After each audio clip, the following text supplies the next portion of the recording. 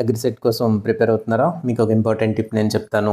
So మనం చదువుతూ ఉంటాం, ఎక్కువగా బుక్స్ తీసుకొని మన మెటీరియల్ పదే పదే మనం చదువుకుంటూ వెళ్తుంటాం. అంటే వైట్ పేపర్ మీద ఉండేటువంటి ఆ టెక్స్ట్ని మనం చదువుకుంటూ వెళ్తూ ఉంటాం. ఎప్పుడు అదే చేస్తూ ఉంటాం. కానీ మన మైండ్ టెక్స్ట్ కంటే కూడా పిక్చర్ని ఎక్కువగా గుర్తుపెట్టుకుంటుంది. కాబట్టి ఆ టెక్స్ట్ ఏదైతే మనం చదువుతున్నామో, అంటే అక్షరాల కంటే పిక్చర్స్ని ఎక్కువ గుర్తుపెట్టుకుంటుంది. కాబట్టి మనం వాటిని వీలైనంత వరకు పిక్చర్స్ రూపంలో మార్చుకోవడానికి ప్రయత్నించాలి. సపోజ్ ఎగ్జాంపుల్ ఎలా అంటే, ఏదైనా మనకి క్లాసిఫికేషన్ లాంటిది ఇచ్చినప్పుడు ఒక టేబుల్ లాంటిది తయారు చేసుకోవడం, లేదు అంటే ఏదైనా ఒక డయాగ్రామ్, దానికి సంబంధించిన ఏదైనా ఒక డయాగ్రామ్ వేసుకోగలిగితే డయాగ్రామ్ వేసుకోవడం, లేదు అని అంటే ఒక మ్యాచింగ్ తయారు చేసుకోవడం.